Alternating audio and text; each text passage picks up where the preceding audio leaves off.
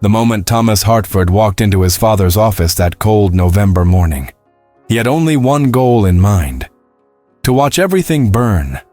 Not the building itself, but something far more precious.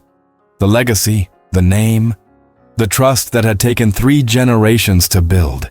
He wanted to destroy it all, and he had the tools to do it. In his laptop bag were documents, contracts, private emails, financial records that could bury Hartford and Sons construction in lawsuits for the next decade. His hand trembled slightly as he gripped the leather strap, not from fear, but from the intoxicating rush of finally having power over the man who had controlled every aspect of his life for 28 years. The same man who sat behind that mahogany desk right now, reading glasses perched on his nose, reviewing blueprints as if this were just another Tuesday, as if his own son hadn't just become his greatest enemy. Thomas stood in the doorway for a moment, watching his father work. Richard Hartford was 63 years old, with silver hair that had once been as dark as Thomas's, and hands that still bore the calluses of a man who had started his empire with a hammer and a dream. Those same hands had built schools, hospitals, community centers across 3 states. Those same hands had also signed the papers that crushed Thomas's dreams 15 years ago, that had pushed him out, that had chosen business over blood. The office smelled like old leather and coffee, just as it always had. Family photos lined the walls, Richard shaking hands with governors, Richard at ribbon-cutting ceremonies, Richard with his arm around Thomas when Thomas was just a boy, both of them wearing hard hats, both of them smiling. That photo made Thomas's stomach turn now. It felt like evidence of a lie, a performance for the camera. Because the Richard Hartford in that photo didn't match the Richard Hartford who had told his 18-year-old son that art school was for dreamers and fools, who had said that if Thomas didn't want to be part of the family business, then he could figure out his own path without the family's money, who had let Thomas struggle and scrape and fail for years while the Hartford fortune grew and grew. Richard finally looked up from his blueprints. Their eyes met. For a split second, something passed between them. Not love exactly, not anymore, but recognition. The acknowledgement that they were about to cross a line that couldn't be uncrossed. Thomas saw his father's jaw tighten, saw the way his fingers gripped the edge of the desk. Richard knew. Somehow, he already knew why Thomas was here. Thomas walked forward slowly, deliberately. He pulled out the chair across from his father's desk, but didn't sit. Instead, he placed his laptop bag on the seat, unzipped it with agonizing slowness, and pulled out a thick manila folder. The sound of paper sliding against paper seemed impossibly loud in the quiet office. He placed the folder on the desk between them, his hand resting on top of it. Possessive. Protective. This folder represented months of careful planning. Late nights, secret meetings with competitors, conversations with disgruntled former employees who were more than happy to share what they knew about Hartford and Sons' less-than-perfect business practices. Richard stared at the folder, but made no move to touch it. His face remained impassive, carved from stone.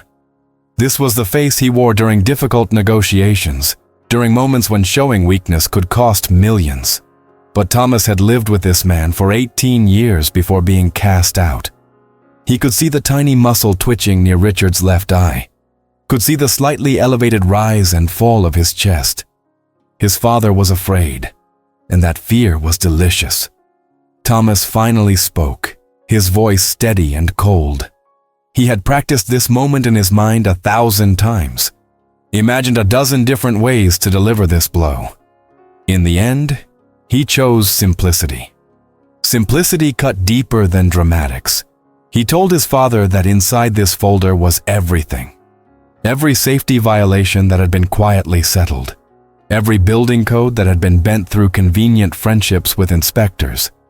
Every contract that had been won through information that should have remained confidential. Nothing illegal enough to bring criminal charges, but plenty that would destroy reputations and political careers of friends in high places and open the company up to civil suits that would bleed them dry. He told his father that copies of everything in this folder had already been prepared, that they were sitting in a safe place, ready to be delivered to journalists, regulatory agencies, and competitors, that he had spent the last 14 months building relationships with people who wanted nothing more than to see Hartford and Sons fall, that he had funding secured, legal protection in place, and a timeline ready to execute. All he needed was one final thing: his father's signature on the documents in the folder. Documents that would transfer 49% of the company to Thomas. Documents that would give him a board seat, a voice, and most importantly, control. Not full control, not yet, but enough to matter. Enough to make sure he could never be dismissed again. Richard still hadn't moved, hadn't touched the folder, hadn't spoken a single word. The silence stretched between them like a chasm, deep and dangerous. Thomas felt his heart pounding now, adrenaline coursing through his veins. This was it. This was the moment that would define everything. After 15 years of being told he wasn't good enough, wasn't tough enough, wasn't Hartford enough, he was finally taking back what should have been his birthright. He leaned forward, both hands now pressed flat against the desk, his face close enough to his father's that he could see the age spots on Richard's temples, the weariness in his eyes that hadn't been there before. Thomas told him that he had exactly 48 hours to sign those documents. 48 hours to make a choice. Either Thomas became a partner, a real partner with real power, or everything their family had built would be exposed, torn apart, and scattered to the winds.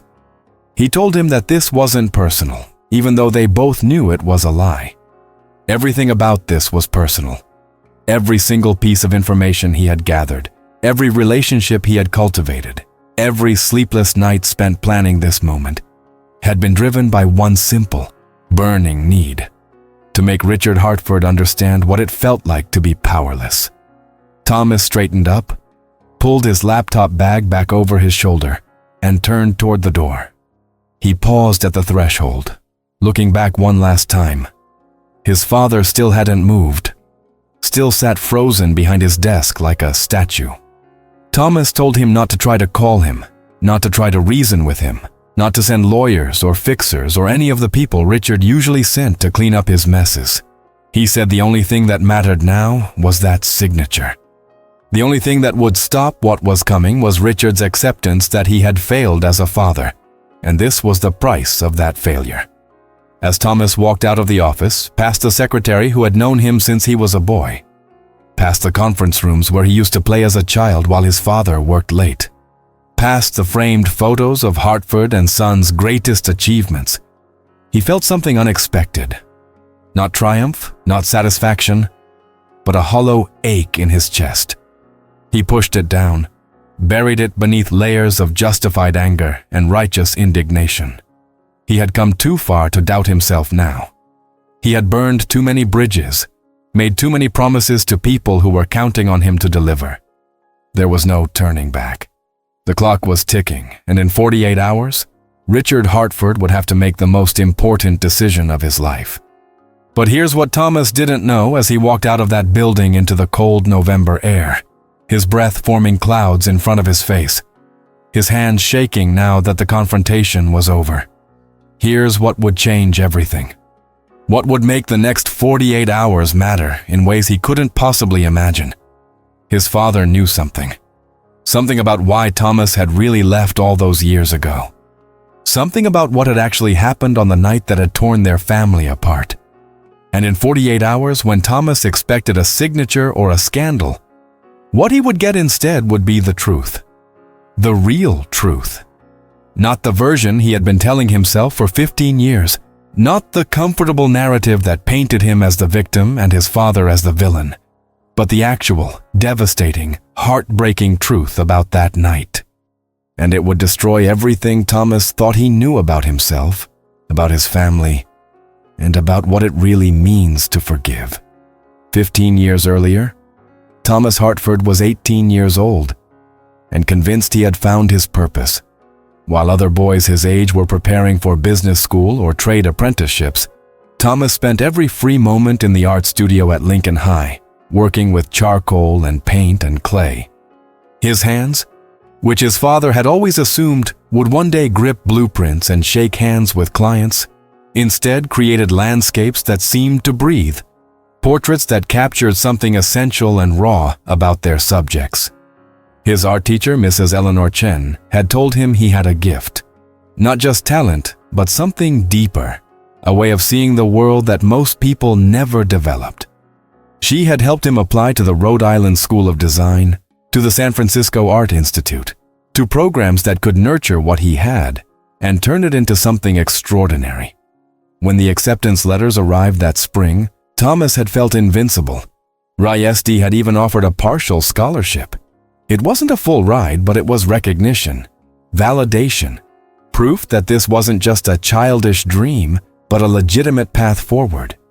He had waited until dinner that night, until his mother Sarah had served her famous pot roast, and his younger sister Emma had finished talking about her day at middle school, before he had pulled out the letters.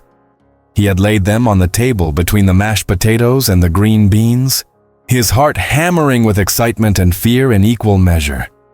The silence that followed had been suffocating. Richard had picked up the RISD letter, read it slowly, his expression never changing. Then he had set it down, folded his napkin, and told Thomas no. Just like that. No explanation, no discussion. Just no.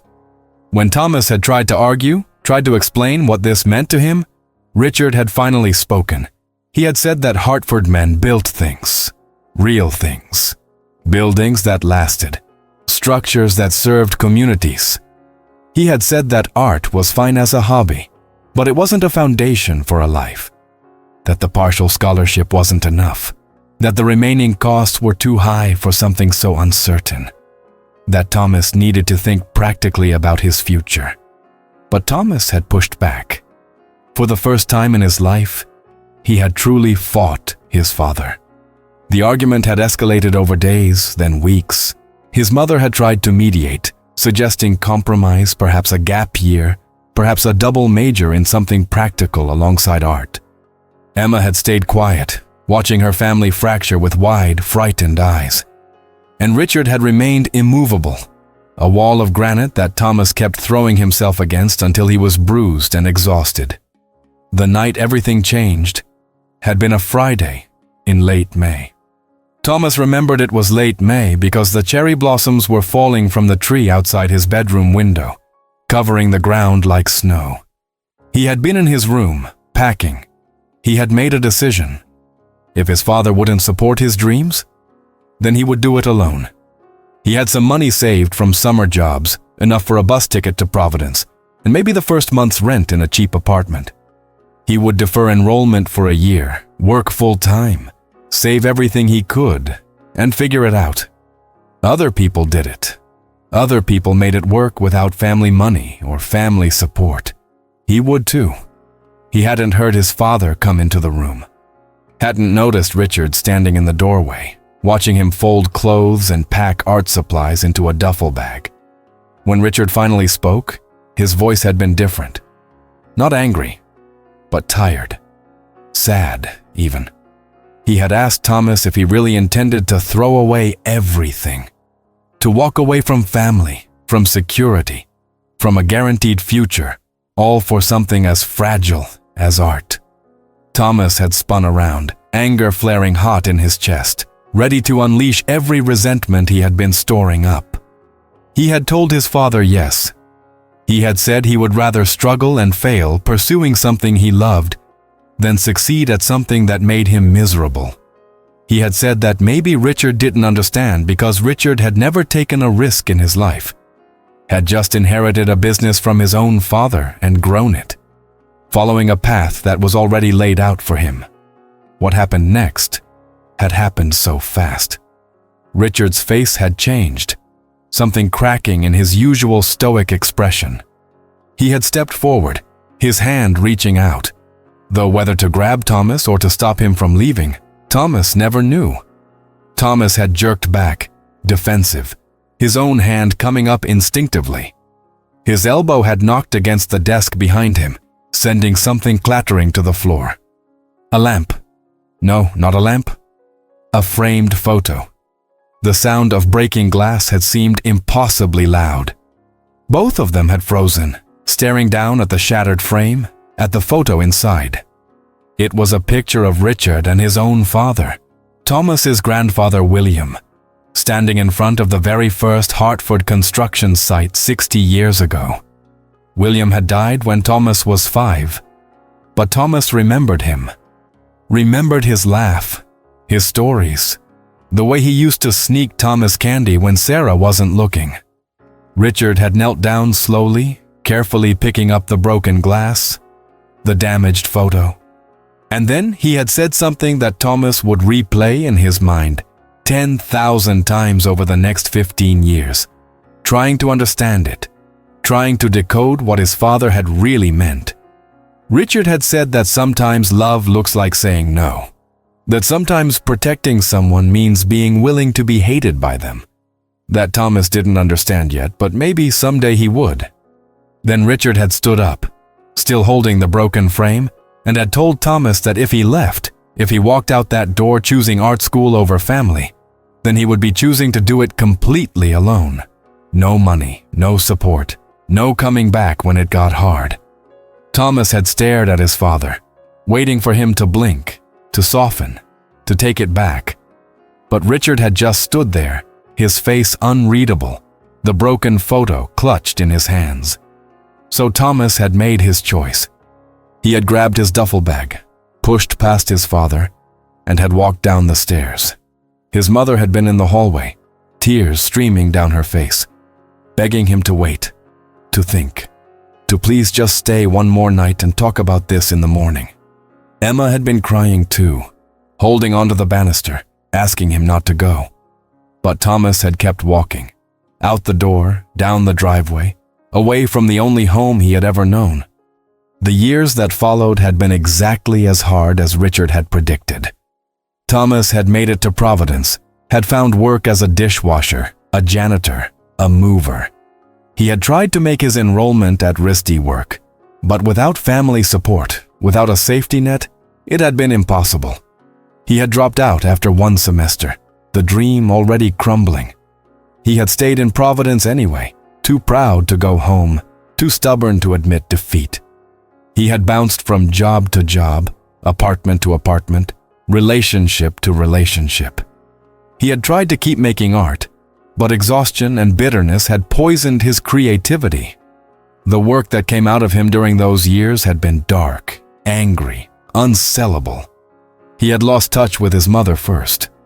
Sarah had tried to call, to write, but Thomas had ignored her attempts at contact, punishing her for not standing up to Richard, for choosing her husband over her son. Emma had tried too for a while, but eventually even his little sister had given up. The silence had stretched from months to years. Thomas had told himself he didn't care, that he was better off without them, that they had made their choice and he had made his. But late at night, in whatever tiny apartment he was living in, he would sometimes look at his phone, his finger hovering over his mother's number, and wonder what would happen if he called. He never did. What Thomas didn't know during those long, bitter years of exile was that his father had tried to reach out. Not directly, never directly. Because Richard Hartford was not a man who apologized or admitted mistakes easily. But Richard had quietly paid off the remaining balance of Thomas's first semester at RISD when Thomas had been unable to. Had made sure that when Thomas applied for jobs, certain doors opened that might otherwise have remained closed. Had kept track of where Thomas was, what he was doing, through a network of contacts and occasional private investigator reports. Richard had watched from a distance as his son struggled, had resisted every instinct to intervene, believing that struggle was necessary, that hardship would teach Thomas something essential about himself and about the world. But Richard had miscalculated. He had thought Thomas would come home eventually, humbled but stronger, ready to finally understand what his father had been trying to teach him. Instead, Thomas had only grown harder, angrier, more convinced that Richard was the villain in his story. The distance between them had become a canyon, then an ocean, then something so vast that neither of them could see across it anymore. And then 4 years ago, Sarah Hartford had gotten sick. Cancer, aggressive and fast-moving. She had made Richard promise not to tell Thomas, not to use her illness to force a reconciliation. She had said that if Thomas came home, it had to be his choice, not his guilt. Richard had honored that promise, even as it killed him. He had sat beside his wife's hospital bed, holding her hand, and had not called his son. Sarah had died on a Tuesday morning in March, with only Richard and Emma beside her. Thomas had found out 3 days later from a former high school friend who had seen the obituary and thought Thomas should know. Thomas had driven home for the funeral, his hands gripping the steering wheel so hard his knuckles turned white. He had sat in the back of the church, had watched his father stand at the podium and deliver a eulogy that had made everyone cry. Richard had talked about Sarah's kindness, her strength, her unwavering love for her family. He had looked directly at Thomas during certain parts, his eyes conveying something that Thomas hadn't been ready to receive. After the service, Thomas had approached his father, had opened his mouth to say something, anything, but Richard had just nodded once, acknowledging his presence, and had turned away to speak with other mourners. Thomas had left immediately after the burial, driving back to his life in Providence, his heart a tangled mess of grief and rage. He had convinced himself that his father's coldness at the funeral was proof of everything he had always believed, that Richard Hartford cared more about appearances and control than he did about his own son, that the man was incapable of real emotion, real connection. But what Thomas hadn't seen was his father sitting alone in the empty church hours after everyone had left, his head in his hands, his shoulders shaking with sobs that no one was there to witness. That funeral had been 4 years ago. In the time since, Thomas had finally started to build something. Not art, not anymore. That dream had died somewhere in the struggle. Instead, he had discovered he had a talent for business strategy, for seeing weaknesses in companies and exploiting them. He had started as a consultant, had gotten good at it, had made connections, and somewhere along the way, the idea had taken root.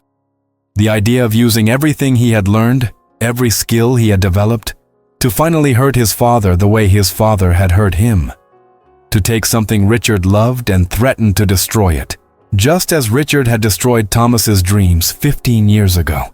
So he had started gathering information, started building his case, started preparing for this moment, this confrontation, this ultimatum. And now, it was done. The folder was on Richard's desk. The clock was ticking. 48 hours until everything changed. Thomas sat in his hotel room that night, staring at his phone, waiting for it to ring, waiting for his father to call and beg or threaten or try to negotiate. But the phone stayed silent. Richard Hartford, it seemed, had nothing to say. What Thomas couldn't have known was that at that exact moment his father was sitting in that same office, the folder still unopened on his desk, making a decision. Not about whether to sign the documents. Richard had already decided he couldn't give in to extortion, even from his own son. But Richard was deciding something else. He was deciding it was finally time to tell Thomas the truth. The truth about that night 15 years ago. The truth about why Richard had really said no to art school. The truth that Sarah had made him promise to never reveal. But Sarah was gone now, and Richard couldn't carry this secret anymore. Not if it meant losing his son forever. In 48 hours, Thomas would learn that everything he believed about his father, about that night, about the last 15 years of his life, was built on a foundation of misunderstanding, and that truth would either save them both or destroy what little remained of the Hartford family. The next morning, Thomas woke up in his hotel room with his phone pressed against his chest, having fallen asleep waiting for a call that never came. The silence from his father felt like its own form of warfare. 24 hours had passed since he had delivered the ultimatum, which meant 24 hours remained He had expected something by now. A team of lawyers, a counteroffer, maybe even a desperate late-night call from Emma, begging him to reconsider, to think about what this would do to their family name. But there had been nothing. Just silence, thick and suffocating. Thomas forced himself through the motions of the day. Shower. Coffee from the hotel lobby that tasted like burnt rubber. Emails to his contacts, assuring them that everything was proceeding according to plan, that by this time tomorrow, they would have what they needed to begin the dismantling of Hartford and Sons. Each email felt heavier than the last, as if his fingers were typing through mud. He told himself this heaviness was just anticipation, just the natural anxiety that came before any major business move. But somewhere deeper, in a place he refused to examine too closely, he knew it was something else, something that felt uncomfortably like doubt. Around noon, his phone finally rang, but it wasn't his father. It was Emma, his sister. He stared at her name on the screen for 3 rings before answering, his throat suddenly tight. They hadn't spoken since the funeral, and even then, it had only been a brief, awkward exchange of condolences. Emma was 26 now, a pediatric nurse, living her own life separate from the family business. In another version of their story, they might have stayed close despite everything.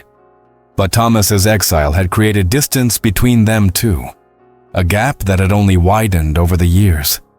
Her voice, when he answered, was steady, but strained. She told him she knew what he was doing, that their father had called her the night before, had told her everything. Thomas felt his jaw clench, felt the old defensive anger rising in his chest. Of course Richard had called her. Of course he was trying to use Emma as a mediator, as an emotional weapon. It was classic Richard Hartford manipulation. But Emma cut him off before he could say any of this. She told him she wasn't calling to take sides.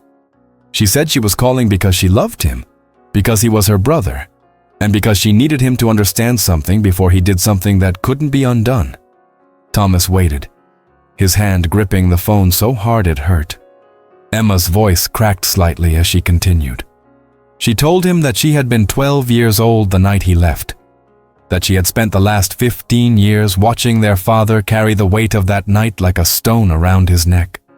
She said that Thomas didn't know everything, that there were things about that evening, about why their father had reacted the way he did, that Thomas had never understood. Thomas interrupted her then, his voice sharp. He told her he understood perfectly, that their father had chosen control over love, had chosen his own pride over his son's dreams, had made it clear that Thomas only had value if he became what Richard wanted him to be. There was a long pause on the other end of the line. Then Emma said something that stopped Thomas cold. She asked him if he remembered their grandfather William, if he remembered the stories about how William had built Hartford and Sons from nothing. Thomas said of course he remembered, wondering where this was going. Emma told him that what Thomas probably didn't remember, or maybe had never known, was that William had had 2 sons, Richard and Richard's younger brother David. Thomas felt something shift in his chest. He had never heard his father mention a brother, not once in 18 years of living in that house. Emma continued, her voice soft now, almost gentle. She told him that David Hartford had been an artist, a painter actually, incredibly talented, from what Emma had learned from going through old family documents after their mother died. David had been accepted to an art program in New York when he was 19, back in the early 70s. And William, their grandfather, had said no, had told David the same things Richard would later tell Thomas, that Hartford men built real things, that art was impractical, that family and duty came first. Thomas sat down on the edge of the hotel bed, his legs suddenly unsteady. Emma kept talking.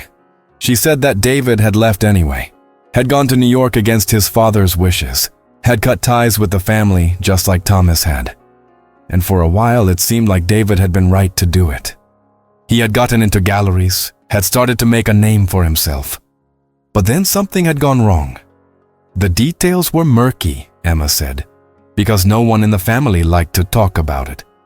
But from what she had pieced together, David had gotten involved with drugs, had fallen in with a bad crowd, had spiraled. By the time William had tried to reach out, tried to bring his son home, it was too late. David had died of an overdose in a tiny apartment in Brooklyn. He was 24 years old. The hotel room felt suddenly airless. Thomas tried to process what his sister was telling him, tried to fit this new information into the narrative he had built about his father. Emma told him that their father had been 26 when David died, that he had been the one who went to New York to identify the body, to pack up his brother's things, that he had come home changed, hardened, carrying a guilt that he would never fully articulate. Emma said that when Thomas had come to Richard with those art school acceptance letters 18 years later, their father hadn't seen his son. He had seen his brother. He had seen history threatening to repeat itself. Thomas felt something hot behind his eyes, something that might have been tears if he allowed them. His voice came out rougher than he intended when he told Emma that this didn't change anything, that even if their father had been afraid, even if there was a reason behind his cruelty, it didn't erase 15 years of silence, 15 years of abandonment. It didn't bring their mother back. Emma was quiet for a moment. Then she said she wasn't telling him this to make him forgive their father.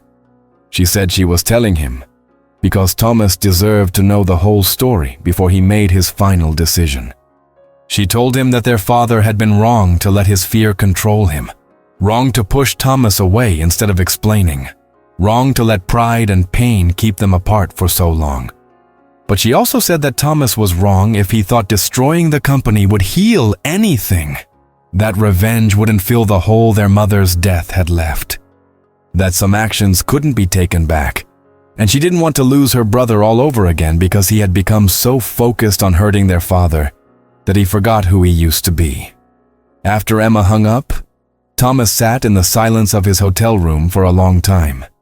He thought about his Uncle David, this ghost he had never known existed. He tried to imagine his father as a young man, barely older than Thomas had been when he left, standing in a morgue looking down at his brother's body. He tried to imagine carrying that kind of guilt, that kind of fear, for decades. But then he thought about his own pain, about struggling to pay rent while his father lived in a mansion, about missing his mother's final months because no one had told him she was dying, about standing in the back of her funeral, an outsider in his own family, about 15 years of holidays spent alone, of birthdays uncelebrated, of achievements unshared because he had no one to share them with. He thought about the folder sitting on his father's desk, about the information inside that he had worked so hard to gather, about the people who were counting on him to follow through, who had their own reasons for wanting to see Hartford and Sons fall, about the fact that he had given his word, had made promises, had set wheels in motion that would be difficult to stop even if he wanted to. And he thought about what would happen if he did pull back now, if he let this opportunity slip away. Would his father even acknowledge the gesture? Would Richard Hartford suddenly become the father Thomas had always needed him to be, just because Thomas had shown mercy? Or would nothing change at all, except that Thomas would have sacrificed his leverage, his power, his one chance to make his father truly understand what he had lost? The hours crawled by. Thomas ordered room service he didn't eat. He paced the small room until he had memorized every stain on the carpet, every crack in the ceiling. He checked his phone obsessively, though he didn't know what he was hoping to see. As evening fell and the sky outside his window turned from gray to black, he realized that 24 hours had become 18, then 12. The deadline was approaching like a freight train, and he still didn't know what his father was going to do. Still didn't know what he himself was going to do if Richard refused to sign. At 11 o'clock that night, there was a knock on his hotel room door. Thomas's heart jumped into his throat. He looked through the peephole and saw his father standing in the hallway, wearing the same clothes he had been wearing in the office yesterday, looking like he hadn't slept. Richard's eyes were fixed on the door, patient and sad and determined. Thomas's hand hovered over the door handle for what felt like forever. This was the moment.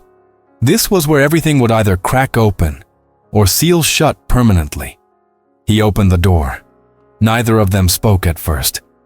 They just stood there, father and son, with 15 years of silence between them and 12 hours left before the deadline. Finally, Richard asked if he could come in.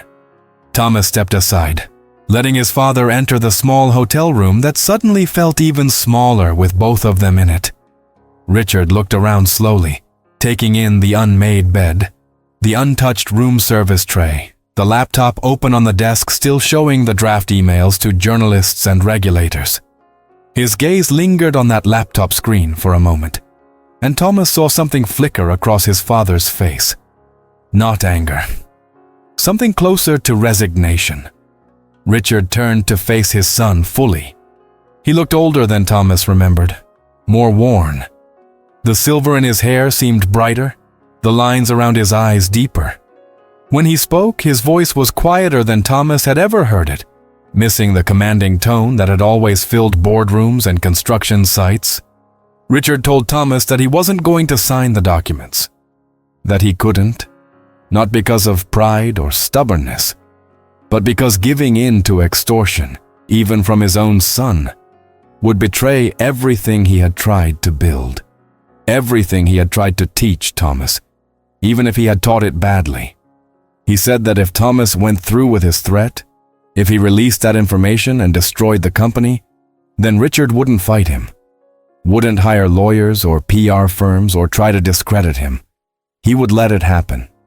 He would let his life's work crumble, and he would accept it as the price of his failures as a father. Thomas felt something twist in his chest, something that might have been triumph or might have been grief. He told his father that this was exactly what he had expected, that Richard Hartford would rather see everything burn than admit he was wrong, than give his son what he deserved. Richard shook his head slowly. He said that wasn't why he had come. He hadn't come to negotiate or to beg. He had come to tell Thomas something that Sarah had made him promise never to reveal, but that he couldn't keep secret anymore.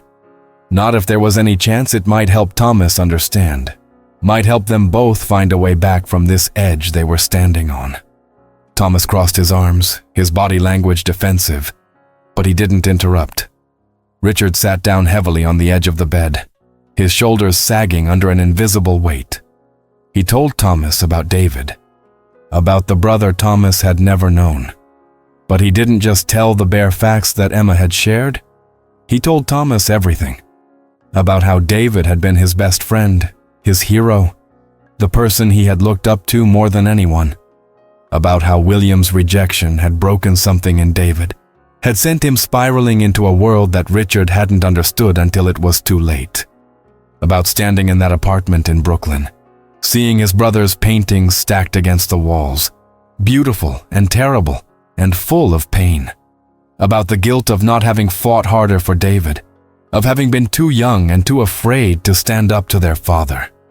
Richard's voice cracked as he told Thomas that when Thomas had shown him those art school acceptance letters, every protective instinct he had screamed at him to stop history from repeating. That he had convinced himself that if he could just keep Thomas close, keep him in the family business, keep him safe within the world Richard understood, then he wouldn't lose another person he loved. He said that he had been so focused on preventing one tragedy that he had created another, that by trying to protect Thomas, he had driven him away just as surely as William had driven David away.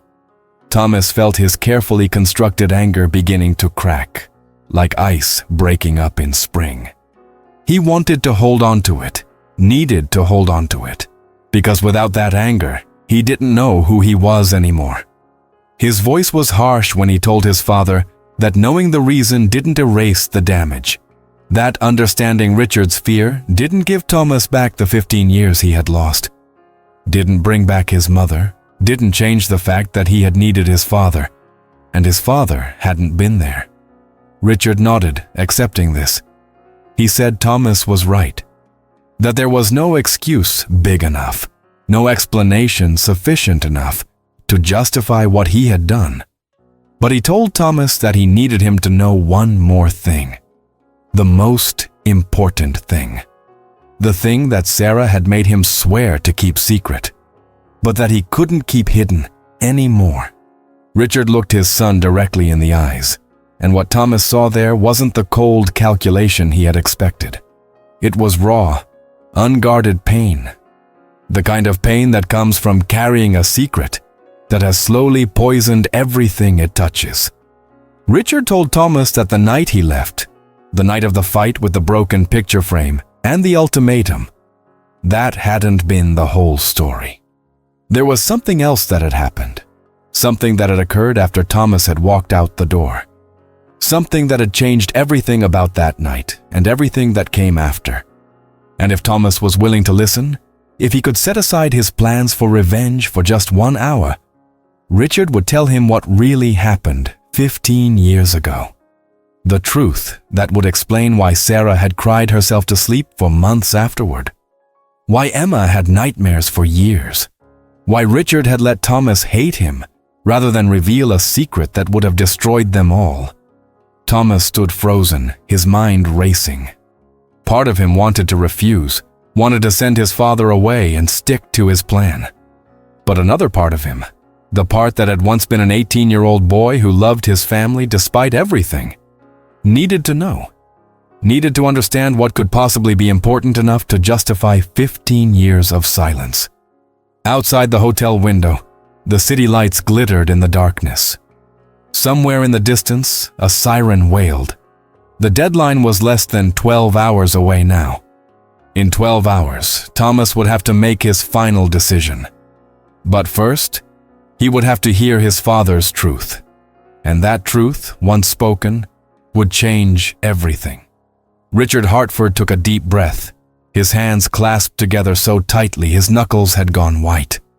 He began speaking, his voice low and measured, as if each word cost him something precious. He told Thomas to remember that night 15 years ago, to really remember it. Not just the argument, not just the ultimatum, but what had happened in the hours after Thomas walked out that door. Thomas frowned, trying to pull up details that had been buried under years of resentment. He remembered grabbing his duffel bag, remembered his mother crying in the hallway, remembered Emma on the stairs, remembered walking out into the spring night with cherry blossoms falling around him like snow. And then what? He had walked to the bus station, had bought a ticket, had waited on a bench until the morning bus to Providence. But Richard shook his head. He said that wasn't the whole story, that Thomas had forgotten something crucial, or maybe had never fully known it in the first place. Richard's voice dropped even lower as he explained that after Thomas left, the house had fallen into chaos.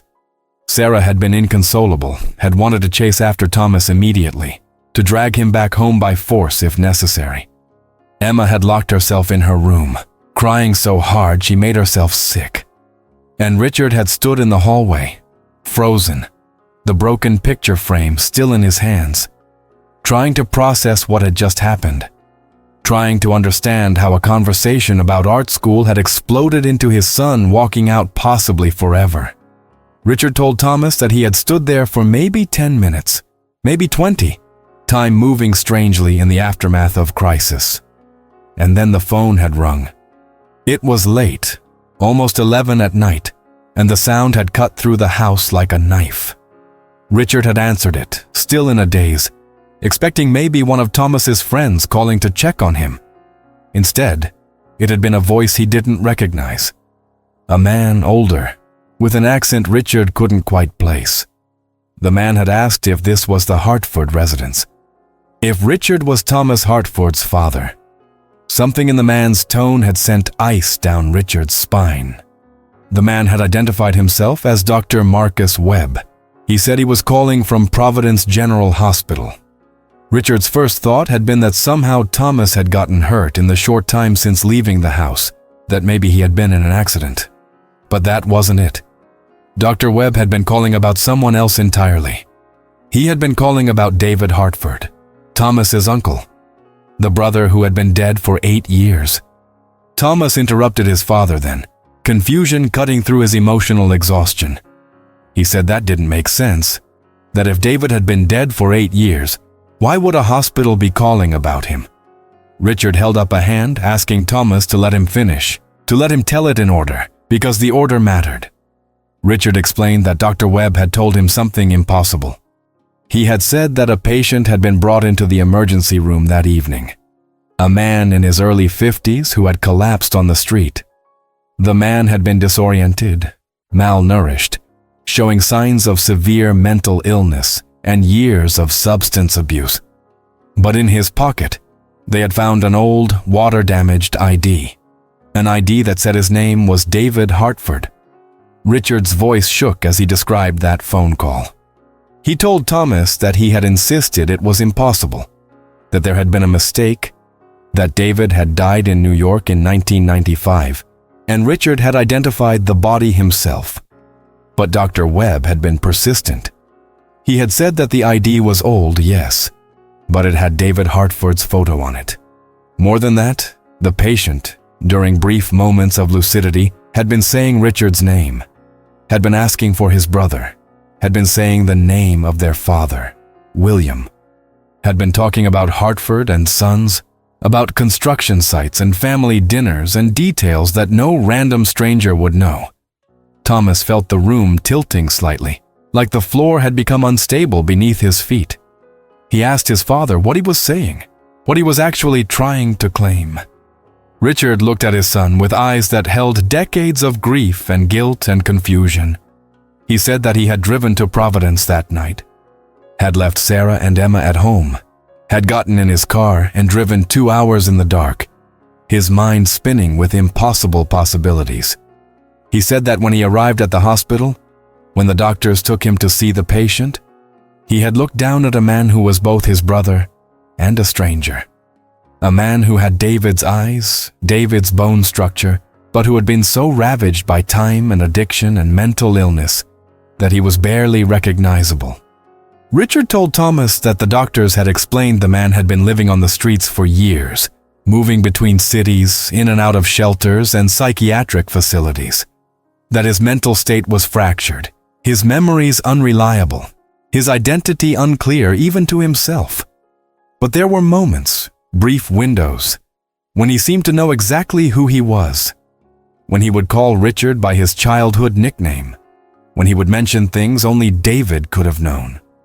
And in those moments, Richard couldn't deny it. This broken man was his brother, which meant that the body Richard had identified in New York 8 years earlier had been someone else, some other young man who had been in David's apartment, who had overdosed wearing David's clothes, carrying David's wallet. And David, in whatever state of psychosis or fear or shame he had been experiencing, had let everyone believe he was dead, had disappeared completely, had become a ghost, had spent 8 years living rough on the streets rather than come home. Thomas sank into the chair by the desk, his mind struggling to process what his father was telling him. He asked why he had never been told any of this, why it had been kept secret. Richard's expression was pained. He said that by the time he had confirmed David's identity through DNA testing, by the time he had gotten David stable enough to move to a long-term psychiatric facility, weeks had passed. Thomas was already in Providence, already refusing his mother's calls, already building the walls that would keep them separated for 15 years. Richard said that Sarah had begged him not to tell Thomas, had said that Thomas was already hurt and angry enough, that burdening him with this family tragedy, this complicated, messy revelation about an uncle he barely remembered, would only make things worse. Richard stood up and walked to the hotel window, looking out at the city lights. He told Thomas that Sarah had believed they needed to fix their relationship with Thomas first, needed to rebuild trust, and then eventually they could tell him about David. But the right time never came. Thomas never came home. The silence stretched and hardened. And David remained in a facility in Providence, sometimes lucid and sometimes lost, being cared for by nurses and doctors and visited twice a month by Richard, who paid for everything quietly, who sat with his brother even when David didn't recognize him, who carried the weight of this secret like stones in his pockets. Richard turned back to face Thomas, and there were tears on his face now, the first time Thomas had seen his father cry since his mother's funeral. Richard said that David had been the reason he had said no to art school. Not just the memory of David, not just the ghost of what had happened 25 years earlier, but David himself. The living, breathing, suffering reality of what pursuing art had cost his brother. Richard said he had looked at Thomas, 18 years old and full of dreams and talent, and had seen David at the same age. And he had been so terrified of losing Thomas the way he had lost David, so desperate to keep his son safe within the boundaries of a world Richard understood, that he had done the exact thing most likely to drive Thomas away. Thomas's voice was barely above a whisper when he asked if David was still alive. Richard nodded. He said David was still in the same facility, still drifting in and out of clarity, still being cared for. Richard said he visited him last Tuesday, just a few days ago, that David had been having a good day, had recognized Richard, had asked about the family, and Richard had told him about Sarah's death, about how Thomas had left and never come back, about how Richard had tried to protect his son and had instead lost him. David had looked at Richard with those eyes that were sometimes clear and sometimes clouded, and he had said something that Richard couldn't stop thinking about.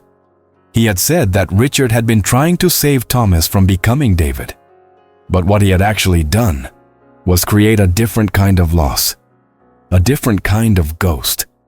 Richard walked closer to Thomas, close enough that Thomas could see every line of age and regret on his father's face. Richard told him that he wasn't sharing this to manipulate him, wasn't trying to use David's story as leverage. He said he was telling Thomas because Thomas deserved to know the whole truth before making his decision, deserved to understand that Richard's cruelty had come from a place of terror, not indifference. That every day for 15 years, Richard had wanted to call Thomas, to reach out, to explain everything. But Sarah had been so certain that telling Thomas about David would only hurt him more, would feel like Richard was making excuses, and so Richard had honored his wife's wishes and had stayed silent. Richard said that after Sarah died, he had almost told Thomas at the funeral, had almost pulled him aside and explained everything, consequences be damned. But Thomas had looked at him with such hatred, such absolute conviction that Richard was the villain of his story, that Richard had lost his nerve, had let Thomas leave again, had let more years pass. And now here they were, with Thomas holding the power to destroy everything Richard had built. And Richard was finally saying the things he should have said 15 years ago. Thomas sat motionless, his entire understanding of his past rearranging itself like pieces of a puzzle being dumped out and reassembled into a completely different picture. The uncle he barely remembered was alive, had been alive this whole time, suffering in ways Thomas couldn't fully imagine. His father had been visiting David for 15 years, had been carrying this secret for 15 years, had been trapped between protecting Thomas from the truth and losing him to silence. His mother had chosen to keep this from him, had died without telling him, believing it was the right thing to do. Emma had known, must have known, which explained the strange things she had said on the phone earlier. Thomas asked his father why he was telling him this now, what he expected Thomas to do with this information. Richard's answer was simple and devastating. He said he didn't expect anything, that he was telling Thomas because secrets had destroyed their family piece by piece, and he couldn't let another secret stand between them. He said that if Thomas went through with his plan, if he released that information and destroyed Hartford and Sons, then Richard would accept it. But he needed Thomas to make that decision knowing the whole truth, knowing that Richard's mistakes had come from love, however badly expressed, knowing that the Hartford family had already lost so much, had already been fractured by so many tragedies, and that maybe, just maybe, they didn't have to lose anything else. The hotel room was completely silent, except for the faint hum of the heater and the distant sound of traffic outside. Thomas looked at his father, really looked at him, and saw not the titan of industry he had built up in his mind, not the cold tyrant who had crushed his dreams, but a man who had been 19 when his father rejected his brother, 26 when he thought his brother had died, and who had been living with guilt and fear and impossible choices ever since. A man who had made terrible mistakes, yes, but who had been trying, in his broken way, to prevent more loss, more death, more ghosts. Thomas opened his mouth to say something, but no words came out. What was there to say? How could he respond to 15 years of secrets finally spilling out into the open? His plan for revenge, which had seemed so righteous just hours ago, now felt complicated and murky. But so did everything else. The deadline was less than 8 hours away now. In 8 hours, if Richard hadn't signed those documents, Thomas would have to decide whether to follow through with his threat, whether to send those emails, whether to destroy Hartford and Sons and, in the process, destroy any possibility of rebuilding what had been broken between them. Richard moved toward the door, preparing to leave. But before he reached it, he turned back one more time. He told Thomas that regardless of what happened, regardless of what Thomas decided, there was one more thing he needed to do. One more piece of the truth that needed to be completed. He said that David had been asking about Thomas for years, that whenever he was lucid enough to remember he had a nephew, he asked if Thomas knew about him, asked if Thomas might come visit. Richard had always said no, had always said Thomas didn't know, had used it as another excuse to maintain the secret. But Richard said that if Thomas wanted to, if Thomas could find it in himself, David would like to meet him. Or meet him again, really? Though David probably wouldn't remember the 5-year-old boy Thomas had been the last time they saw each other. Richard gave Thomas the name and address of the facility. He said he would understand if Thomas never went, if this was all too much, if Thomas decided he wanted nothing to do with any of them anymore. Then Richard opened the door and stepped out into the hallway, leaving Thomas alone with the weight of everything that had just been revealed.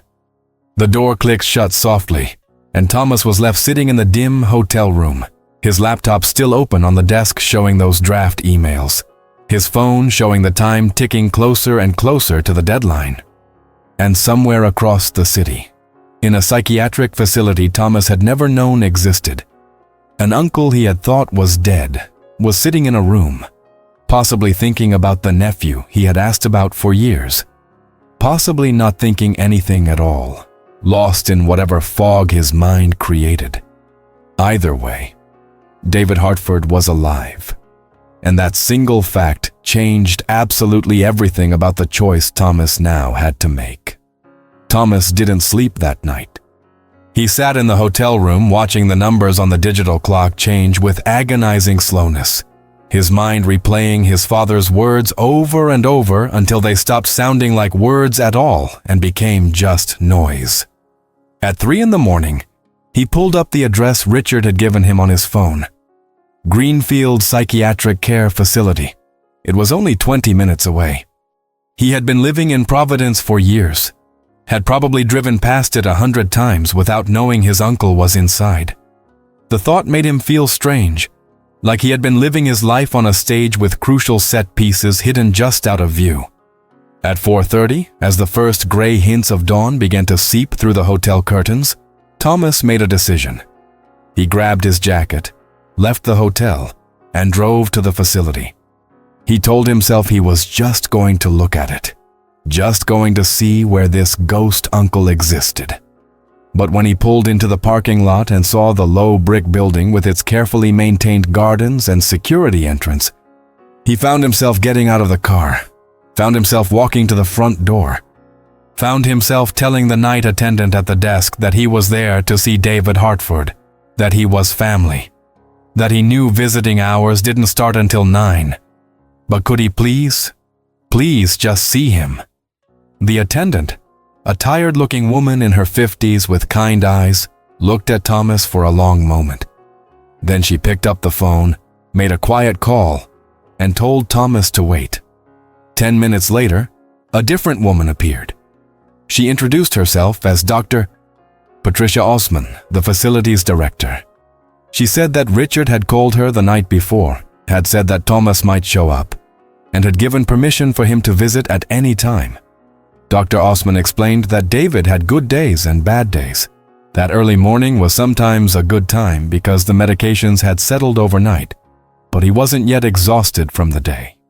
She asked Thomas if he understood that David might not recognize him, might not be fully coherent, might say things that were confusing or disturbing. Thomas nodded, not trusting his voice. Dr. Osman led him through quiet hallways painted in soft colors that were probably meant to be soothing, but just felt institutional. She told him that David had been a resident for almost 15 years, that he required long-term care because his schizophrenia was treatment-resistant and complicated by decades of substance abuse. She said that he had periods of relative stability where he could hold conversations, could remember his past with some clarity. Other times he was lost in delusions, convinced he was in different times and places, sometimes thinking he was still a young man in New York, sometimes thinking he was a child again. She said Richard had been remarkably consistent in his visits, had never missed more than 2 weeks, had paid for everything without question, had made sure David had the best care possible. They stopped outside a door marked with the number 17. Dr. Osman knocked softly, then opened it. The room was small but clean, with morning light just beginning to filter through the window. There was a bed, a chair, a small desk with art supplies scattered across it. Drawings covered the walls, taped up in overlapping layers. And sitting in the chair by the window, looking out at the gardens as they emerged from darkness, was a man Thomas would never have recognized on the street. David Hartford was 53 years old, but looked 70. His hair was completely gray and thin, his face deeply lined and weathered. His hands shook slightly with a tremor that might have been from medication or might have been from years of hard living. He was wearing simple clothes, sweatpants and a flannel shirt, and he was humming something tunelessly to himself. When Dr. Osman said his name, he turned slowly, and Thomas saw eyes that were the same shade of brown as his father's, as his own. Doctor. Osman told David that he had a visitor, that his nephew Thomas had come to see him. David looked at Thomas with an expression that was hard to read, something between confusion and curiosity. Then, slowly, something seemed to shift behind his eyes.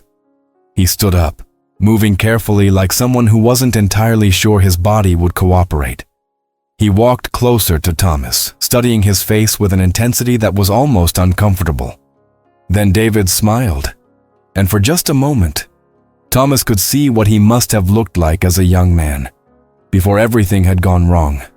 David's voice was rough, like he didn't use it often, but the words were clear. He said that Thomas looked like Richard had at that age. Same stubborn jaw, same way of standing like he was ready to either run or fight. He asked Thomas if he was still angry at his father, if he still carried that rage around like armor. Thomas was so surprised by the directness of the question that he answered honestly. He said he didn't know anymore, that he had been sure of his anger right up until last night, and now everything was confused. David nodded slowly, like this made perfect sense to him.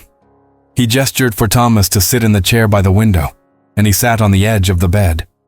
Dr. Osman quietly excused herself, saying she would be nearby if they needed anything. Once they were alone, David looked at Thomas and said something that sent chills down Thomas's spine. He said that Richard had told him about the ultimatum, about the folder full of information that could destroy the company. He said that Richard had visited yesterday afternoon before going to see Thomas at the hotel, and had talked to David about what was happening, had asked his brother what he should do. Thomas leaned forward, suddenly desperate to know. He asked what David had told their father. David's smile turned sad. He said he had told Richard the truth, that he understood why Thomas was angry, why Thomas wanted to hurt Richard the way Richard had hurt him. David said he had spent years being angry too, angry at their father William for rejecting him, angry at Richard for not fighting harder for him, angry at the whole world. He said that anger had kept him warm on cold nights when he was living in doorways and under bridges. Anger had given him something to hold on to when everything else slipped away. But anger had also eaten him alive from the inside, had fed into his illness, had turned every drug he took into an attempt to escape not just reality, but rage itself. David told Thomas that the body Richard had identified in New York all those years ago had belonged to David's roommate, a kid named Marcus, who had overdosed in their apartment. David said he had been there when it happened, had tried to save Marcus, but had been too high himself to do anything useful. When the police came, David had panicked.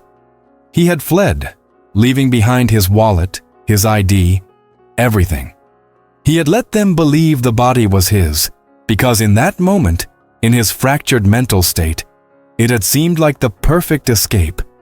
He could disappear completely, could finally be free of family expectations and family disappointments, could stop being the Hartford son who had failed and just be no one at all. But being no one, David said, turned out to be its own kind of hell. He had drifted for 8 years, in and out of consciousness, in and out of shelters, in and out of reality itself. He couldn't remember large chunks of those years. Sometimes he would come back to himself and find himself in a different city with no idea how he had gotten there. Sometimes he would wake up in hospitals or jails or back alleys. The freedom he had thought he wanted had just been a different kind of prison. And by the time he had collapsed on that Providence Street and been brought to the hospital where Richard found him, David had been so far gone he barely knew his own name. Thomas listened to all of this, his throat tight, his eyes burning. He asked David if he regretted it, if he wished he had come home instead of running. David was quiet for a long time, looking out the window at the gardens where birds were starting to sing in the early morning light. Finally, he said that regret was complicated when your brain didn't work right, when your memories were fragmented and unreliable. But he said that yes, in the moments when he was clear enough to think about it, he regretted it terribly. He regretted the pain he had caused his family. He regretted the decades he had lost to streets and hospitals and the inside of his own broken mind. But mostly, he said, he regretted that his story had become a weapon Richard had used against Thomas. That David's tragedy had been turned into a reason to control rather than a reason to understand. David reached over and picked up one of the drawings from his desk. It was a sketch of a building, rough but recognizable. Hartford and Sons' original office, the one from the old photographs. David said he drew sometimes when his hands were steady enough, when his mind was clear enough. Usually buildings, because buildings were solid and permanent in ways that people never were. He said Richard brought him pictures sometimes, photos of Hartford projects, and David would try to recreate them from memory. It was a way of staying connected to the family, to the life he had left behind, even though he couldn't be part of it anymore. Thomas took the drawing, studying the careful lines, the attention to detail. He asked David why he had asked to see him, why he had been asking about him for years. David's answer was simple. He said that he had wanted Thomas to know that being a Hartford wasn't a curse, that pursuing art hadn't destroyed David. Mental illness had destroyed David. Addiction had destroyed David. And those things might have happened whether he had gone to art school or stayed and worked construction. He said that Richard had spent 15 years believing that saying no to Thomas's dreams had been protecting him, but David wanted Thomas to know the truth, that David's tragedy and Thomas's path were not the same thing, that Thomas deserved to live his own life, make his own choices, even if those choices led to failure or pain or struggle. Because at least they would be his choices, his failures, his life. David told Thomas that when Richard had visited yesterday and told him about the ultimatum, about the deadline, about how everything was about to either break or mend, David had told his brother something important. He had said that Richard needed to stop trying to protect people from their own lives. That Richard had spent decades trying to control outcomes, trying to prevent tragedies before they happened. And all he had done was create different tragedies. David said he had told Richard to tell Thomas the truth, all of it, and then to let Thomas decide for himself what kind of man he wanted to be. Let him choose revenge if revenge was what he needed. Let him choose forgiveness if forgiveness was possible. But let him choose. Thomas felt something break open inside his chest, something that had been locked tight for 15 years. He asked David what he should do, what choice he should make. David shook his head gently. He said it wasn't his place to tell Thomas that, but he said he would tell Thomas what he had learned in his 15 years in this facility, in his moments of clarity between the fog. He said that destroying something might feel powerful in the moment, might feel like justice or revenge or reclaiming control. But destruction was easy. Any fool could tear things down. Building something, fixing something, that was harder. That took courage. That took being willing to be vulnerable and hurt and disappointed all over again. David stood up and walked to the wall of drawings. He ran his finger over one that showed a house, probably the Hartford family home where Richard and David had grown up. He said that he would never leave this facility, that his illness was too severe, his brain too damaged by years of untreated schizophrenia and substance abuse. This room, these gardens, the art supplies Richard brought him, the twice-monthly visits from his brother. This was his life now, and he had made peace with that, as much as anyone could. But he didn't want Thomas to wake up 15 years from now, whether in a corner office at Hartford & Sons or in a hotel room somewhere far away, and realize he had let his anger make his choices for him, that he had destroyed something that could have been rebuilt into something different, something better. The sun had fully risen now, light streaming through the window and illuminating the dust motes floating in the air. Thomas realized that the deadline was only 4 hours away. 4 hours until he either sent those emails or deleted them. 4 hours until he either destroyed his father's company or found some other way forward. He looked at David, this uncle who was a stranger and yet somehow felt familiar. And he felt the weight of all the choices that had led to this moment. Richard's choice to say no to art school, Thomas's choice to leave, Sarah's choice to keep David's existence secret, Emma's choice to stay connected to both her father and her absent brother, David's choice to let everyone think he was dead, and now Thomas's choice, which felt impossibly heavy. Thomas asked David one more question. He asked if David had forgiven their father, William, for rejecting him all those years ago. David's expression became complicated, layers of emotion flickering across his weathered face. He said that forgiveness wasn't a single moment, wasn't a decision you made once, and then it was done. He said some days he woke up and felt nothing but compassion for William, understanding that his father had been a product of his own upbringing, his own fears, his own limitations. Other days, when David's mind was darker, when the medications weren't working quite right, he felt that old rage as fresh as if it had happened yesterday. He said forgiveness was something he had to choose over and over again, some days successfully and some days not. But he said that carrying forgiveness, even imperfect forgiveness, was lighter than carrying rage. A knock on the door interrupted them. Dr. Osmond poked her head in, checking on them. She said that David usually had breakfast at 7:30, and it was almost time. Thomas stood up, suddenly aware that he had been in this room for over an hour. That time had moved differently here, suspended somehow. David stood too, more slowly, his body betraying the toll that decades of hard living and powerful medications had taken. Thomas didn't know what to say. Didn't know how to end this conversation that had felt like looking into a mirror that showed not his reflection, but his possible futures.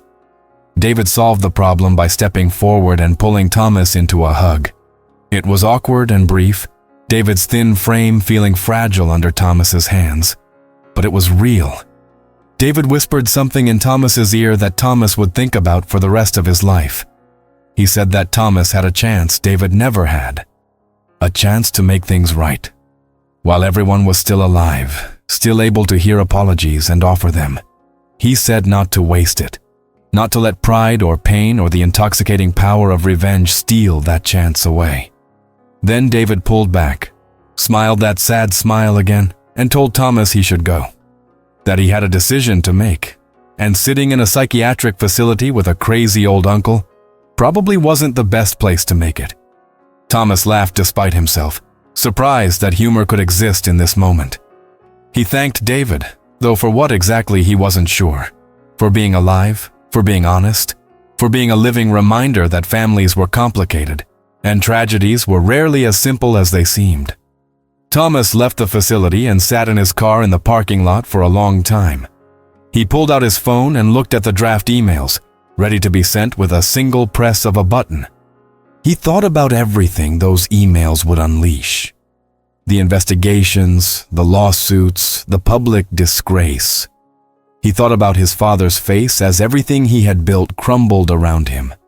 And he thought about whether that destruction would actually fill the hole inside him, or whether it would just create more holes, more pain, more fractures in a family that had already been broken too many times. 3 hours until the deadline. Thomas started his car and began driving, but not back to the hotel.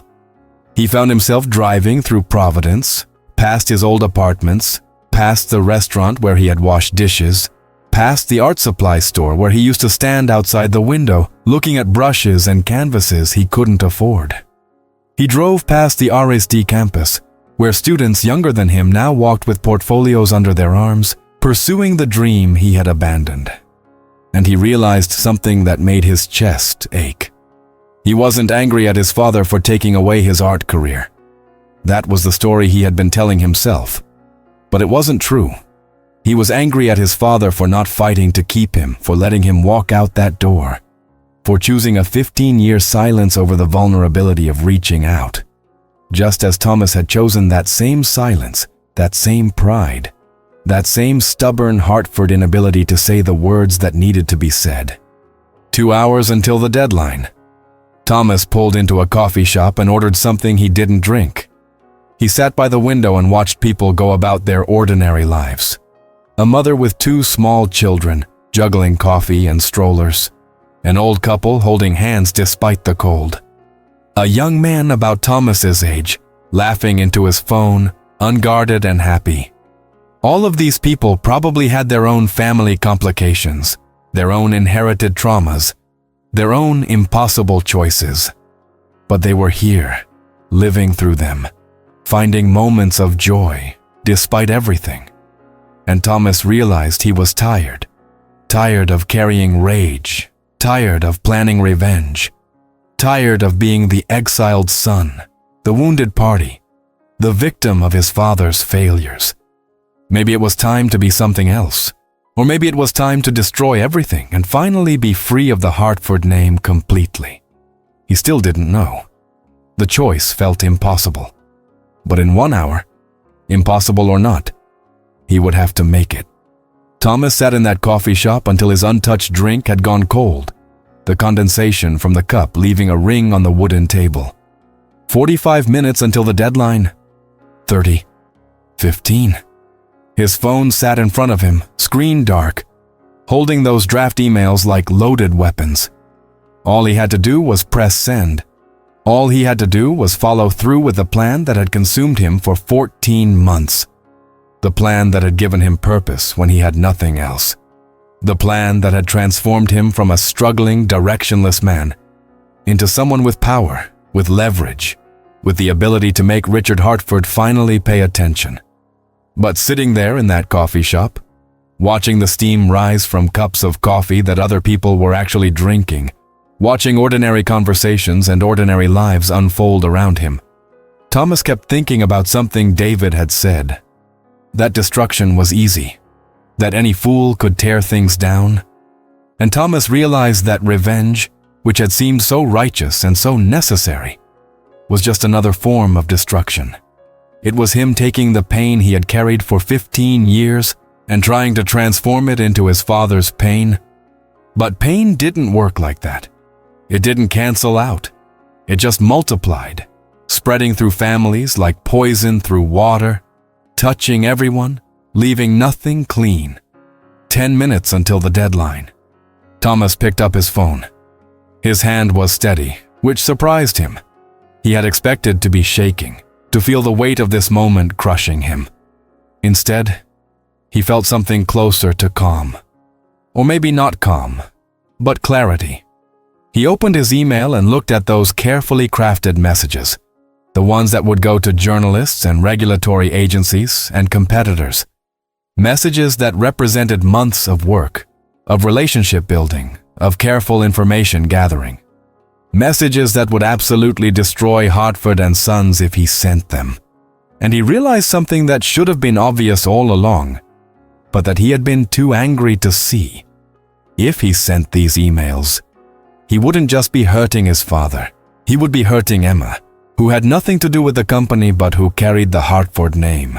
He would be hurting the hundreds of employees who depended on Hartford and Sons for their livelihoods. He would be hurting the communities that relied on the company for construction projects, for charity work, for economic stability. And he would be hurting himself, because he would have to live with being the person who had done this, who had chosen destruction over every other possible path. 5 minutes until the deadline. Thomas selected all the draft emails. His finger hovered over the delete button, but he didn't press it yet. Because deleting them felt too easy, too. Felt like letting his father off the hook without any consequences, without any acknowledgement of the harm that had been done. And Thomas needed something. Not revenge, maybe, but something. Some recognition that the last 15 years had mattered, that his pain had been real, that you couldn't just reveal a secret and expect everything to be forgiven and forgotten. Thomas closed his email and opened his contacts instead. He scrolled to his father's number, the one he had saved but never called, and he did something he hadn't done in 15 years. He called Richard Hartford. The phone rang once, twice, 3 times. Thomas was preparing himself for voicemail when his father answered, his voice tight with tension. Richard said Thomas's name like a question, like he wasn't sure if this call meant destruction or something else. Thomas took a deep breath. He told his father that he had been to see David, that they had talked for over an hour this morning. Richard was silent on the other end, waiting. Thomas said that David had told him things, had helped him understand things, but that understanding didn't erase 15 years of absence, didn't bring back his mother, didn't give him back the life he might have had if his father had made different choices. Richard's voice was rough when he said he knew that he would never expect Thomas to just forget everything because of one conversation, one revelation. Thomas told his father that he wasn't going to send the emails, that he had decided not to destroy the company, not to release the information he had gathered. He heard his father exhale, a sound that might have been relief or might have been something more complicated. But Thomas continued, his voice harder now. He said that he wasn't doing this because he forgave Richard, because he didn't know if he could forgive him, if forgiveness was even possible after so much time and so much damage. He was doing it because he had realized something this morning sitting with David, that becoming the kind of person who could destroy hundreds of lives just to hurt one person, even if that person deserved to be hurt, would mean letting his anger turn him into someone he didn't want to be, would mean letting Richard's failures define him completely. Thomas said that he was deleting the emails, deleting the documents, walking away from the leverage he had spent 14 months building. But he wasn't walking away for free. He had conditions, requirements that Richard would have to meet if they were going to have any chance of moving forward. Richard asked what Thomas wanted. His voice was careful, like he was afraid that any wrong word might shatter this fragile possibility. Thomas's conditions were simple but non-negotiable. First, Richard had to tell Emma everything, had to stop protecting her from difficult truths the way he had tried to protect Thomas. Emma deserved to know the whole story, deserved to make her own decisions about their family with full information. Second, Richard had to establish a foundation in Sarah's name, dedicated to supporting young artists who were trying to pursue their dreams without family support. Thomas didn't want money for himself, didn't want a position in the company, didn't want any of the things his original ultimatum had demanded. But he wanted something good to come from all of this pain. Wanted his mother's memory to be tied to helping people rather than just being another casualty of Hartford family dysfunction. Third, and this was the hardest one, Thomas said he wanted his father to go to therapy. Real therapy, with a professional who could help Richard understand why he made the choices he made, why he had let fear control him so completely, that he had pushed away his own son. Thomas said he was going to therapy too, that he had already made an appointment for next week, because he needed to process 15 years of anger and grief with someone who wasn't family, wasn't involved, could help him figure out how to be a person instead of just a wound. And if they were both going to therapy, if they were both doing the work to understand themselves and each other, then maybe in 6 months or a year or 5 years, they could try to have a real conversation, a real relationship, something that wasn't built on ultimatums and secrets and inherited trauma. Richard was quiet for a long time after Thomas finished speaking. When he finally responded, his voice was thick with emotion. He said yes to all of it. He said he would call Emma today, would sit down with her this week and tell her everything about David, about the decisions he and Sarah had made, about all of it. He said he would establish the foundation in Sarah's name, would fund it properly, would make sure it actually helped people. And he said he would find a therapist, would do the work, even though the idea of sitting in an office talking about his feelings made him deeply uncomfortable. He said he would do it because Thomas was right, because something had to change, because 15 years of silence had been enough. Then Richard said something that surprised Thomas. He said that he was proud of him, that the Thomas who had walked into his office 2 days ago with that folder had been driven by anger and hurt, which Richard understood, which Richard had earned. But the Thomas on the phone right now, the one who had chosen something harder than revenge, the one who was asking for therapy and foundations and truth instead of destruction, that Thomas was showing more courage than Richard had shown in decades. Richard said he didn't deserve a son like that, but he was grateful for one anyway. Thomas felt his eyes burning, felt tears threatening for the first time since his mother's funeral. He told his father that he needed to go, that this conversation was already more than he had expected to be able to handle, and he needed time to process everything. Richard said he understood, but before they hung up, Richard asked if Thomas would be willing to come to dinner sometime. Not next week, not soon, but eventually, when Thomas was ready. Just dinner at the house, with Emma if she wanted to come. Nothing formal, nothing heavy. Just food and conversation, and a chance to be in the same room without ultimatums or deadlines or the weight of 15 years crushing them. Thomas said maybe, that he would think about it, that he needed time, but maybe. And maybe was more than either of them had had 2 days ago, so it felt like something. They said goodbye, awkward and tentative, and Thomas hung up. He sat in the coffee shop for another 20 minutes, just breathing, just existing in the aftermath of a choice that had changed everything. Then he opened his laptop, pulled up all the files he had gathered over 14 months, and permanently deleted them. Every document, every email, every piece of leverage. Gone. He felt lighter immediately, like he had been carrying a backpack full of stones and had finally set it down. But he also felt grief. Strange as that was. Grief for the version of himself who had spent 14 months planning revenge, who had found purpose in anger, who had believed that destroying his father would somehow fix him. That person was gone now, and Thomas had to figure out who he was without that driving force. It was terrifying and liberating in equal measure. Thomas left the coffee shop and drove to the facility where David lived. He hadn't planned to go back, but he found himself pulling into the parking lot anyway. Found himself walking back through those institutional hallways. Dr. Osman looked surprised to see him again, but led him back to David's room without questions. David was at his desk, working on a new drawing, his hands steady today. He looked up when Thomas entered and smiled that sad, knowing smile. Thomas told David what he had done, that he had called their father, that he had set conditions instead of sending destruction, that he had chosen something harder than revenge. David set down his pencil and looked at Thomas with those eyes that were sometimes clear and sometimes clouded.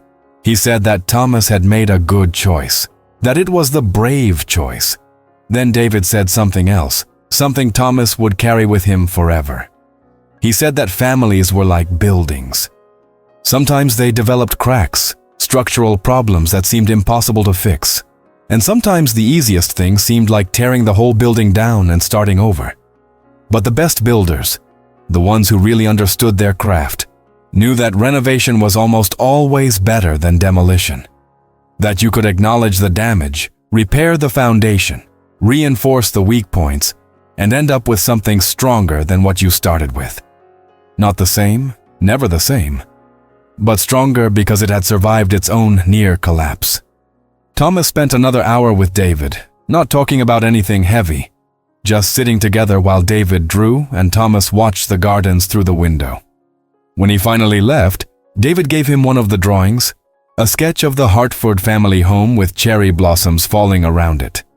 Thomas folded it carefully and put it in his jacket pocket, a reminder of both the past and the possibility of different futures. Over the next 6 months, things changed slowly. Thomas started therapy and discovered that grief was complicated, that anger could coexist with love, that forgiveness wasn't a destination, but a practice. He learned that his art career hadn't been stolen from him by his father, but had been abandoned by Thomas himself, that he had let bitterness poison his creativity, and that maybe it wasn't too late to try again if he wanted to. He started drawing again, small sketches at first, nothing serious. But the act of creating something instead of planning destruction felt important. Richard established the Sarah Hartford Foundation for Young Artists, funded it with $2 million, and asked Thomas to help him set up the selection criteria. They met in coffee shops, neutral territory, and worked on the foundation details like colleagues rather than father and son. It was easier that way, less loaded. Emma joined them sometimes, and the three of them slowly learned how to be in the same room without the weight of 15 years crushing every interaction. Richard went to therapy too, though he complained about it constantly. But he went every week, working through his own trauma about David, about William, about the ways fear had controlled so many of his decisions. He visited David regularly and started bringing Thomas with him sometimes. The three Hartford men would sit in David's room, sometimes talking, sometimes just existing together. 3 generations of damage slowly learning how to be something other than broken. Thomas never moved back to his hometown, never took a position at Hartford and Sons. But he stayed in Providence, close enough that dinner at the house became a monthly occurrence. Those dinners were often awkward, full of careful conversations and things that remained unsaid. But they were real. They were attempts. And attempts, Thomas learned, were sometimes all you could ask for. 2 years after that morning in his father's office, Thomas had his first art show in a small gallery in Providence. The pieces were all about families, about buildings with cracks in their foundations, about cherry blossoms falling and new growth emerging. Richard came to the opening, walked through the gallery slowly, studying each piece. When he reached the last painting, a portrait of David in his facility room surrounded by his drawings, Richard stood in front of it for 10 minutes without moving. Then he turned to Thomas, tears running down his face, and said simply, "Thank you. Thank you for not destroying everything.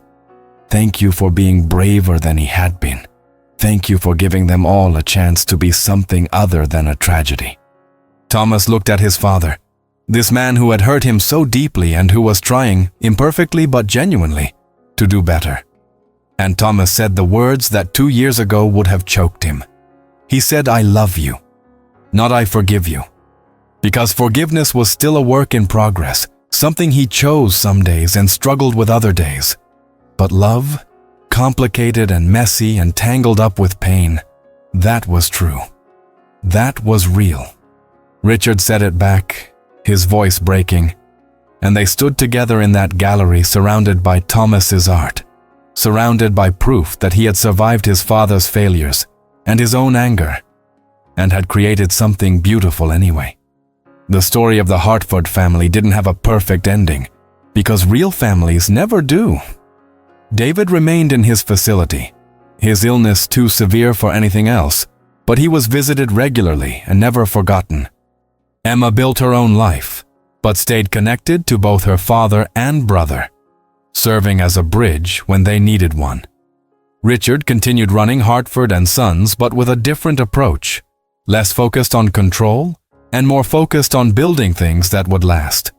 And Thomas continued making art, continued going to therapy, continued learning how to be a person who had been deeply hurt, but who refused to let that hurt define him completely. Sometimes Thomas thought about that folder he had put on his father's desk, about how close he had come to destroying everything for the sake of revenge, and he felt grateful, not for the pain that had led to that moment, but for the clarity that had pulled him back from the edge. He had learned that the opposite of hurt wasn't revenge. The opposite of hurt was healing, even when healing was slow and imperfect, and required more courage than destruction ever could. So what's the lesson here? What's the point of this story about fathers and sons and uncles and secrets and all the ways families can break and sometimes maybe piece themselves back together? Maybe it's this: that anger is easy and forgiveness is hard. That knowing someone's reasons for hurting you doesn't obligate you to forgive them, but it might help you understand that most people are doing the best they can with the tools they have, even when their best is nowhere near good enough. That families are complicated, that inherited trauma is real, that sometimes the bravest thing you can do is choose something other than the revenge that feels so righteous in the moment. Or maybe the lesson is simpler than that. Maybe it's just that buildings with cracks can be renovated, that cherry blossoms fall but trees keep blooming, that it's never too late to make a different choice, to be a different person, to create something beautiful from the ruins of what could have been a tragedy. The Hartford family learned this lesson the hard way, through 15 years of silence and near destruction and painful, imperfect attempts at reconciliation. But they learned it, and maybe that's enough. If this story made you feel something, if it reminded you of your own complicated family, your own difficult choices, your own moments of standing at a crossroads between destruction and healing, leave a comment below. Tell me about a time you chose the harder path. Tell me about forgiveness, or the lack of it, or the messy middle ground where most of us actually live. Tell me your story, because we're all just trying to figure this out together, trying to be better than our worst moments, trying to build something that will last even when the foundation is cracked. And sometimes, knowing we're not alone in that struggle is the most important thing of all.